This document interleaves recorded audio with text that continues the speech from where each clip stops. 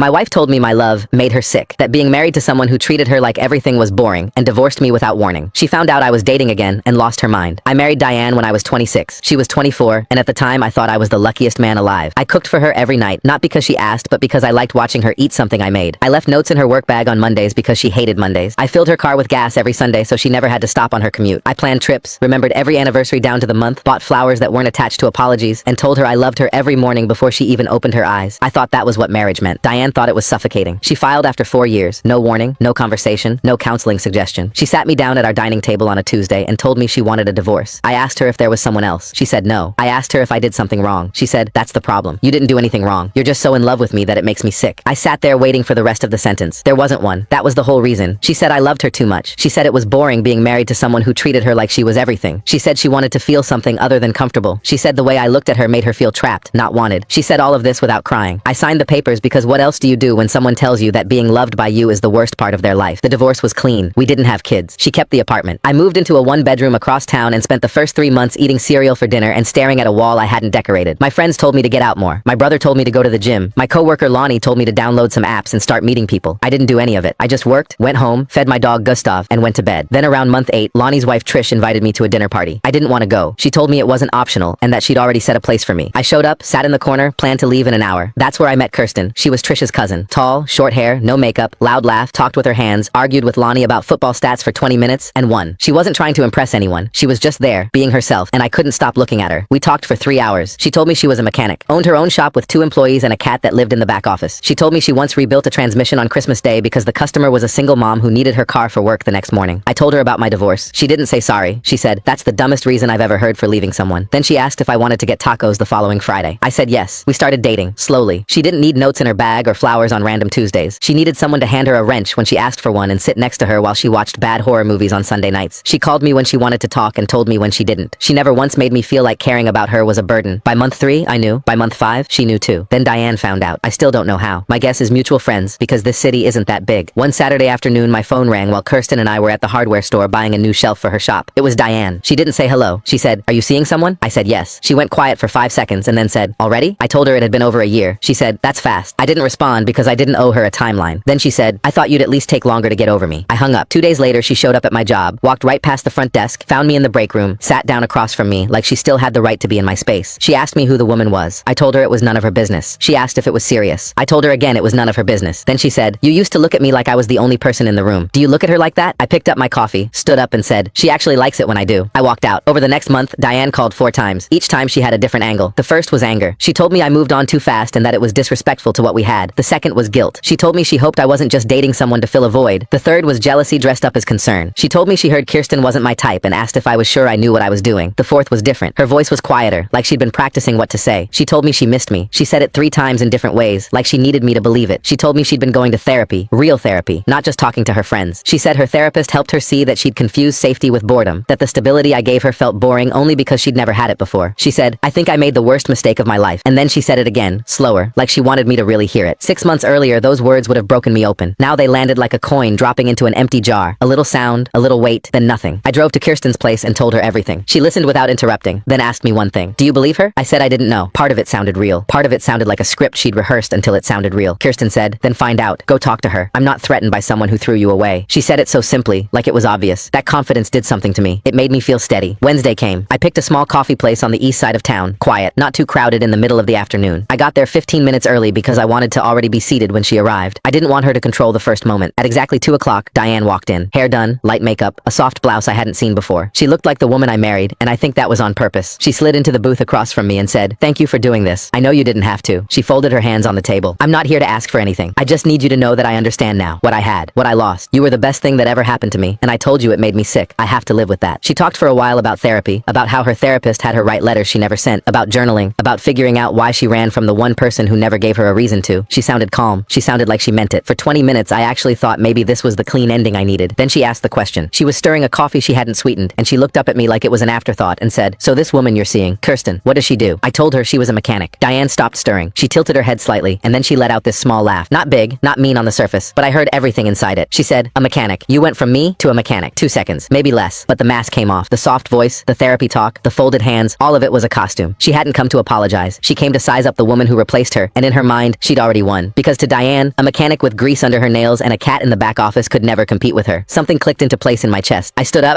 I pulled a bill out of my wallet and put it on the table. She looked surprised. I said, "She rebuilds things for a living. You just break them." I turned and walked out and didn't look back. My hands were shaking when I got to the car. Not from anger, from how close I came to falling for it again. I called Aiden. He picked up on the first ring. I said, "You were right. I shouldn't have gone." He said, "Now stop answering when she calls." 2 days later, Kirsten called me at work. Her voice was careful, the way she sounds when she's thinking about every word before she lets it out. She said, "A woman came in this morning, drove in with a car that had nothing wrong with it. I could tell the second I popped the hood, but she said she wanted me to take a look anyway. She hung around asking how long I'd been in business, where I was from, whether I was seeing anyone. Then she told me her name was Diane." My chest got tight. Kirsten told me the whole thing. Diane leaned against the counter and said, "I just want you to know who he really is. He's the kind of man who loves so hard it becomes about him, not you. It feels amazing at first, but then you realize you're just a project." Kirsten said she let her finish. Then she looked Diane right in the eye and said, "He hands me a wrench when I ask for one and sits with me on Sunday nights. That's not a project, that's a partner. And if that was too boring for you, then I guess I should thank you for leaving." Diane went quiet, like she had a whole speech prepared, and Kirsten just pulled the power cord out of it. Then she said, "You'll see." 2 words. Quiet. Almost like a promise. Then she picked up her purse and walked out. I sat in the break room after we hung up and I felt sick. Not because of what Diane said to Kirsten. I felt sick because I was the one who gave her the map. She asked me at the coffee shop what Kirsten did. I told her. She's a mechanic. That's all Diane needed. 5 minutes online did the rest. I called Aiden. He said, "She's not going to stop because you ask her to. She's going to stop when she has no moves left. Block her number tonight. Not tomorrow. Tonight. Then call Lonnie and Trish and tell them clearly, no information about your life gets back to Diane. None. And if she shows up anywhere, you don't talk to her. You just leave." I told him I already walked out of the coffee shop. He said, "Yeah, after you sat there for 20 minutes and gave her intel. Walking out after the damage is done isn't the same as not walking in." That stung because he was right. Every time I'd dealt with Diane since the divorce, I'd given her something. That night, I sat on my couch with Gustav at my feet and blocked her number. Deleted the contact entirely. Then I texted Lonnie. Kept it simple. I told him Diane had gone to Kirsten's shop and tried to mess with her head, and that nothing about my life gets anywhere near Diane from here on out. Lonnie texted back 1 word. Done. Then I texted Trish the same thing. Her response took longer. When it came through, she said she'd mentioned Kirsten casually at a get-together a month earlier, just to a friend of a friend, and hadn't thought anything of it. I read it twice. I wasn't mad. Trish didn't know what Diane was capable of because honestly, neither did I until recently. I texted back, "Now you know." I put my phone down and scratched Gustav behind the ears and tried to feel like I'd done enough. But sitting there in my quiet apartment, I couldn't shake the feeling that none of it would matter. Because Diane doesn't respect walls. She sees a boundary and starts looking for the door, the window, the crack in the foundation. She's not the type to give up just because I stopped answering. She's the type to find another way in. For 2 weeks, nothing happened. The quietest stretch I'd had since Diane found out about Kirsten. We hung shelves at the shop on a Saturday, cooked chicken and rice on weeknights, watched terrible horror movies that made Kirsten laugh at all the wrong parts. It felt normal, but I should have known better. Diane was never the type to accept silence. She just used quiet periods to plan her next move. And this time, she went after Trish. Trish called me on a Thursday night. Her voice was tight. She said, "Can you come over? Lonnie's here too." That's when I knew it was bad. I drove across town and found them at the dining table. Trish was holding a mug she wasn't drinking from. Lonnie had his arms crossed like a guy who'd already said what he had to say and was waiting for someone else to deal with the rest. Trish slid her phone across the table. A text thread. Long one. Diane had been messaging her for over a week. The messages weren't angry or unhinged. They were worse than that. They were smart. The first ones were soft. She said she'd been thinking about me a lot and needed to talk to someone who knew me. She said she wasn't trying to cause problems. She said she just worried about me. She said, "I know I hurt him, and I think he jumped into something too fast." She said, "Kirsten seems nice, but doesn't really know him." And then the line that made my skin crawl. "You and I both know he needs someone who understands how sensitive he is." That's the thing about Diane. She doesn't lie. She takes something true and bends it until it points where she wants. She never said anything mean about Kirsten directly. She just kept saying things like, "I hope she really gets him," and "I'd hate for him to get hurt again." And underneath all of it, the idea that Kirsten was somehow pulling me away from the people who actually knew me, which was garbage. Kirsten never once told me not to see my friends. She came to dinner parties and laughed at Lonnie's bad jokes and helped Trish clean up. But Diane knew how to plant a seed. Trish said, "She asked me things. Whether you two fight, whether Kirsten has a temper, whether she's ever said anything bad about you." I said no to all of it, but even answering felt like I gave her something. Like she was collecting little pieces and I was handing them over without realizing what she was building. Lonnie leaned forward. "She knows she can get to the people around you. She's not coming at you head on anymore. She's going around." Then Trish looked at me and said the thing I needed to hear. "She's not going to stop until she hears it in a way she can't twist. You're too polite. Even when you walked out of that coffee shop, you left money on the table. You always leave room." That landed because she was right. Every single time I'd dealt with Diane since the divorce, I'd been measured, calm, controlled. The version of me she married. The version she knew how to work around because she'd spent 4 years learning where all my soft spots were. I drove home that night knowing the next time Diane gave me the chance, I wasn't going to leave room. Saturday morning, I was at Kirsten's shop helping her reorganize shelving when she walked over with her phone. A 1-star review, posted that morning. Account with no picture, no history, no other reviews. The review said the shop overcharged for basic work and that the owner was rude and unprofessional. No specifics, just vague nastiness designed to make someone scrolling past think twice. Kirsten leaned against the counter with her arms crossed. She didn't look scared. She looked like a woman doing math in her head. She said, "I can't prove that's her, but if she does this again, it could actually hurt my business. One fake review, people scroll past, 2 or 3, that's my livelihood." Something shifted in me. Up until now, Diane's games had been aimed at me or people close to me. This was different. This was going after something Kirsten had built from nothing. I told Kirsten I'd handle handle it. She looked at me a long second. Then she said, handle it for real this time. Not halfway. No anger in it. Just a line being drawn. The following weekend was Lonnie and Trish's anniversary dinner. 15 people at a restaurant on the east side, mutual friends on the guest list, people who still talk to Diane. I thought about skipping. Kirsten was sitting on her counter eating an apple. She looked at me the way she looks at a problem under a hood. We're not hiding from her. We go. We live our lives. And if she shows up, we deal with it. Monday morning at work, an older guy named Dawson stopped at my desk. He'd been a quiet guide for me for a couple of years, someone whose opinion I trusted because he never gave it unless he meant it. He said, "You look like you haven't slept." I told him I hadn't. He nodded like he already knew. He said, "I've seen this before. People like your ex don't want you back. They want to make sure no one else can have you. It's not about love, it's about ownership. You don't beat that with defense. You've been blocking and dodging and cutting off, and all that does is tell her the game is still on. You beat it by making her face herself." Saturday came. I picked Kirsten up at her place. She came out in a dark green dress I'd never seen, and when she got in the car, she smelled like something warm and sweet, and she looked at me and said, "Don't crash the car staring at me like that." I laughed. A real one. The restaurant had dim lighting and cloth napkins and candles on the tables. Lonnie and Trish had reserved the back section. For the first hour, it was good. The food came out in waves. Someone told a story about Lonnie getting lost on a camping trip and Trish having to find him with a flashlight and a bag of trail mix, and the whole table was cracking up. Kirsten had her hand on my knee under the table, just resting there like it belonged. For a minute, I forgot about everything. Then the front door opened. I didn't see it. I felt it. The way you feel a temperature change before you realize someone left a window open. I looked up, and there she was. Diane. Black dress, hair down, holding a small gift bag with tissue paper sticking out the top. She scanned the room, found Trish, and smiled like she'd been invited. Trish froze with her fork halfway to her mouth. Lonnie set his glass down slow. Diane walked straight to Trish and pulled her into a hug before Trish could react. "Happy anniversary. I hope you don't mind me stopping by. I just wanted to drop this off." She set the gift bag on the table. Then her eyes found me. Held a second. Slid to Kirsten. Held longer. Then she moved to the far end of the table, sat with mutual friends, and started laughing a little too loud, touching someone's arm while she talked, performing ease the way only Diane could. I looked at Kirsten. She hadn't moved. She hadn't tensed. She was watching Diane the way I'd seen her watch a car that someone brought in swearing nothing was wrong with it. That calm, focused look. The look of someone listening for the thing that doesn't sound right. 20 minutes passed. Lonnie made a toast that made Trish tear up. Everyone clinked glasses. For a few minutes, it almost felt normal again. Then Diane stood up, picked up her drink, walked over, pulled up a chair, and sat herself right across from Kirsten. She looked at her with a smile that was all teeth and no warmth. "I don't think we've been properly introduced. I'm Diane. I'm sure he's told you about me." Kirsten didn't flinch. She just looked at Diane and said, "You came to my shop, remember? We've met." Diane's smile cracked. Half a second. Then she recovered and turned to me, voice a notch louder than it needed to be, loud enough that the nearest tables could hear. "Can we talk for a second? Just us? I promise it'll be quick." I thought about every conversation I'd had since this started. Kirsten saying handle it for real. Aiden saying she won't stop until she has no moves left. Trish saying I was too polite. Dawson saying stop playing defense. I didn't stand up. I didn't lower my voice. I said, "No, whatever you have to say, you can say it here." Diane blinked. She leaned in slightly. "I don't want to make a scene." I almost laughed. "You showed up uninvited to my friend's anniversary dinner after going to my girlfriend's workplace, texting my friend's wife behind my back, and leaving a fake review on her business. You already made a scene. You've been making one for months." The room went quiet in a wave, one table at a time, until the only sound was the music from the restaurant speakers and someone setting down a fork. Diane's face changed. The warmth dropped off it like paint peeling. The soft, friendly mask was gone, and underneath was something colder, something I recognized from that Tuesday at the dining table. She straightened in her chair. "I was trying to protect you." Her voice had an edge now, the performance finally cracking. I said, "From what? From someone who actually likes being loved by me?" That landed. Her mouth opened and closed. Her eyes got wet, but not the sad kind. The kind that comes from realizing every person in the room is looking at you, and not one of them is on your side. Then she said it, barely above a whisper. "You were supposed to wait for me." There it was. The thing she'd been hiding behind every phone call, every visit, every text to Trish, every fake review, every mask. She didn't want me back. She never did. She wanted me available. She wanted to know that the man who loved her too much was still in that one-bedroom apartment with an undecorated wall and cereal for dinner. Still hurting, still hoping, still proving her love was worth waiting a lifetime for. She didn't want to be with me. She wanted to be the reason I couldn't be with anyone else. I stood up. My chair scraped the floor, and the sound cut through the quiet like a knife. "I waited 4 years inside our marriage, Diane. I waited for you to love me back the way I loved you. You told me that love made you sick, so I stopped waiting, and I found someone who doesn't need me to wait, because she's already here." I sat back down. Kirsten reached under the table and took my hand. Diane stood there for what felt like a full minute. Nobody said a word. Then she reached for the gift bag she'd set on the table like a prop, picked it up, turned, and walked out. The door closed. Trish exhaled. Lonnie raised his glass an inch. Kirsten squeezed my hand. The seat across from me stayed empty.